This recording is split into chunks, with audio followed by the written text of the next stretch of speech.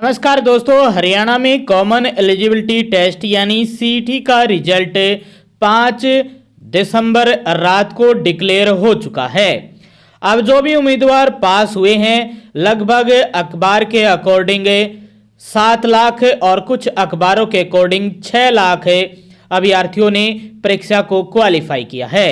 सबसे बड़ा मुद्दा है ग्रेजुएशन और जो 12th पर एग्जाम होने वाले हैं, खासतौर पर 12th पर जो भर्ती होने वाली है मेंस के लिए क्लर्क के पद पर क्या कट ऑफ रह सकती है, इसके बारे में जानेंगे कि किस कैटेगरी की कितनी कट ऑफ जा सकती है।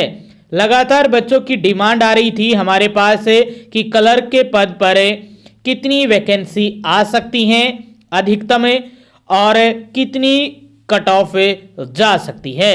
तो जान लीजिए हमारे अकॉर्डिंग ये कट ऑफ रहने वाली है। चलते हैं कट ऑफ पर। उससे पहले यदि आगे भी आप जानकारी लेना चाहते हैं तो स्टेट नॉलेज टीवी हिंदी को सब्सक्राइब जरूर कर लीजिएगा। सभी बच्चों की डिमांड पर आ गई है क्लर्क कट ऑफ 2025 से। इसमें अभी तक पोस्ट की कोई जानकारी नहीं है कि क्लर्क की कितनी पोस्ट आ सकती है, लेकिन अनुमानित है कि 5000 के आसपास तो पोस्ट मिलेगी ही। लेकिन सोशल मीडिया पर अफवाह है कि 1000 आएंगी, 2000 आएंगी। आप उस पर विश्वास मत कीजिएगा, वरना आपकी तैयारी में ढील पड़ सकती है यदि ऐसी बातों पर आप विश्वास करोगे तो। क्योंकि बहुत सारे डिपार्टमेंटों में नई क्लर्क की पोस्ट सैंक्शन हुई हैं और वो इसी भर्ती में आने वाली हैं। क्योंकि अगला सीईटी जब सरकार लेगी तो वो तब लेगी जब इलेक्शन का समय होगा, यानी इलेक्शन से 5-6 महीने पहले तो आपका केवल सीईटी ही लिया जाएगा इलेक्शन से पहले। अभी जितनी भी भर्तियां होंगी वो सारी इसी सीईटी पर होने वाली हैं। तो अच्छी खासी पोस्ट आने वाली है, 5000 पोस्ट आने की उम्मीद है, संभावना है, क्योंकि बहुत सारे डिपार्टमेंटों में नई क्लर्क के पद सैंक्शन हुए हैं और बहुत सारे ऐसे क्लर्क हैं जिन्होंने अन्य पदों पर ज्वाइनिंग कर ली है, तो वहां से भी वैकेंट हो रखी हैं बहुत सारे क्लर्क के पद।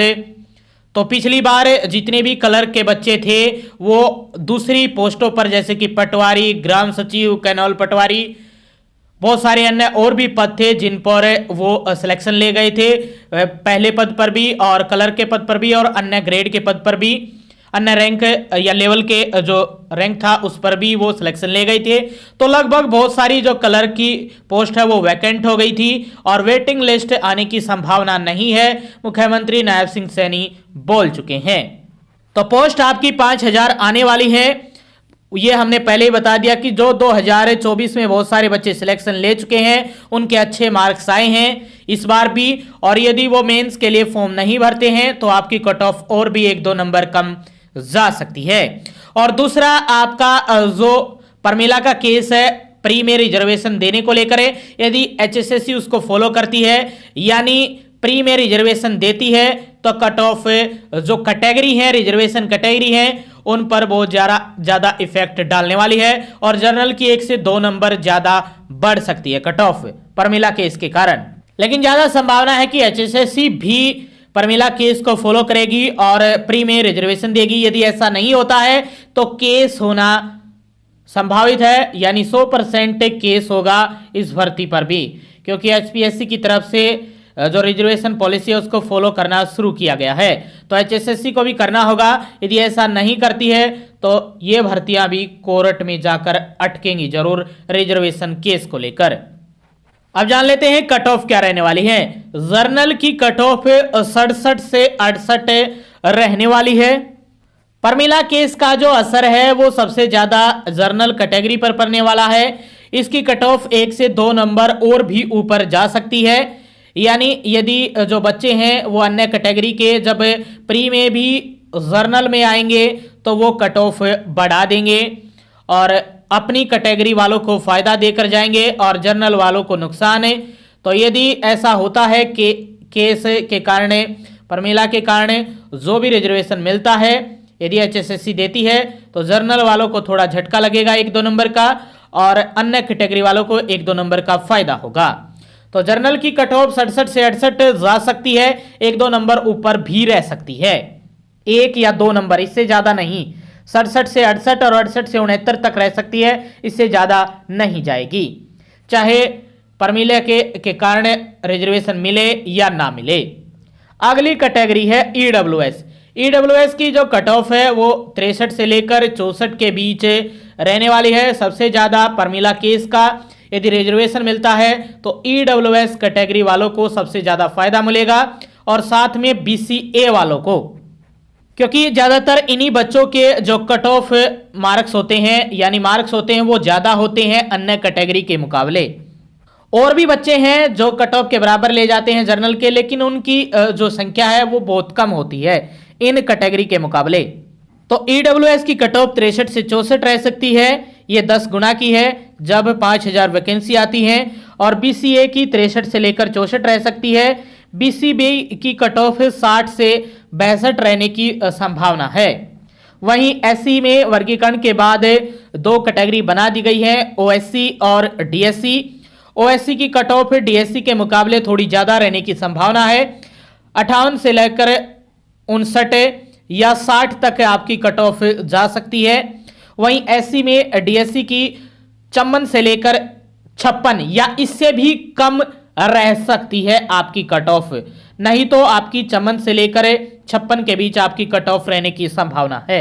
जो अन्य सब कैटेगरी हैं उनमें कट ऑफ 54 से 55 है, या 1 से 2 अंक ऊपर या 1 से 2 अंक नीचे, इसी प्रकार सब कैटेगरी की कट ऑफ रहने वाली है।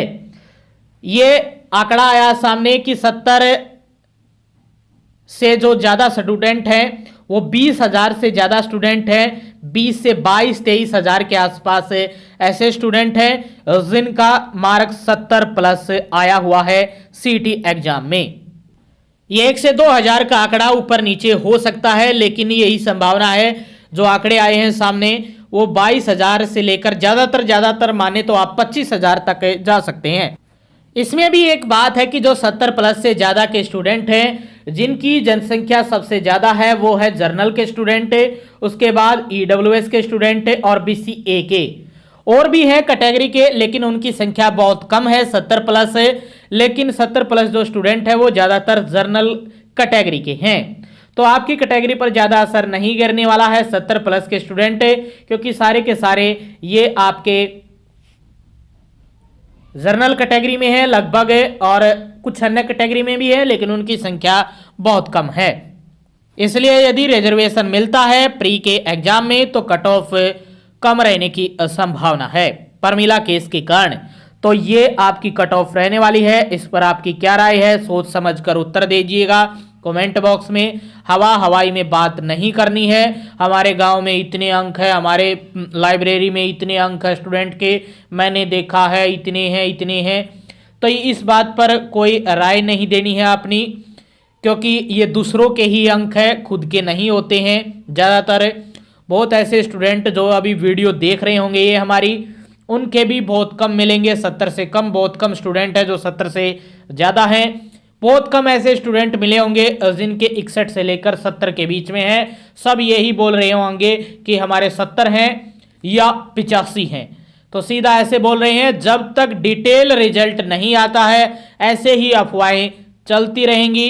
आप अपनी पढ़ाई मत छोड़िएगा, तैयारी करते रहिएगा, और कट ऑफ जो हमने बताई है यही लगभग कट ऑफ रहने वाली है, क्योंकि हम भगवान तो है नहीं कि एग्जैक्ट बता देंगे, लेकिन जो भी एक्सपीरियंस है, जो भी हमारे पास आंकड़े आए हैं, जो भी एक्सपीरियंस है, नॉलेज है, उसके आधार पर ये हम आपको कट ऑफ बता रहे हैं। और जिनके इनकी कट ऑफ के आसपास हैं या थोड़े कम नंबर बन रहे हैं तो उनको निराश होने की ज़रूरत नहीं है। आप की यदि किस्मत में है और वैकेंसी 1000 और बढ़ गई है तो 1000 वैकेंसी और बढ़ने से 10,000 स्टूडेंट और बढ़ जाएंगे तो कट ऑफ और भी कम आ सकती है। तो ऐसे लोग भी मिलेंगे जो आपको ये बोलते मिलेंगे कि कट ऑफ बहुत ज़्यादा जाएगी, और कुछ ऐसे मिलेंगे जो बोलेंगे कि कट ऑफ 40-45 पर ही रहने वाली है या जर्नल की 50-52 पर रहने वाली है। जो ज़्यादा बताते मिलेंगे कि 85 जाएगी, 80 जाएगी, उनको न तो टेस्ट से कोई मतलब है, क्योंकि चाहे तो वो सिलेक्शन ले चुके हैं या उन्होंने कभी एग्जाम दिया ही नहीं। 2 ऐसे हैं जो ये बोलेंगे कि 80 जाएगी, 75 जाएगी, 85 जाएगी, जिन्होंने कभी भी एग्जाम नहीं दिया है। हरियाणा में ऐसी बहुत सारे पहले भी इजी पेपर आए हैं। 2019 का भी इजी पेपर था, ग्रुप डी का भी 2018 में बहुत सारे जो थी 17-18 अक्टूबर 2018 के आसपास उसका एग्जाम भी इजी था। और अभी 2025 में 2 शिफ्ट का एग्जाम इजी था, 2 का हार्ड था। इसमें नॉर्मलाइजेशन हुआ है और नॉर्मलाइजेशन इक्वल मार्क कर देता है, तो कट ऑफ आपकी कम ही रहने वाली है, ज़्यादा नहीं जाएगी। अफवाहों पर ध्यान मत दीजिए, अपनी बुक उठाइए और पढ़िए।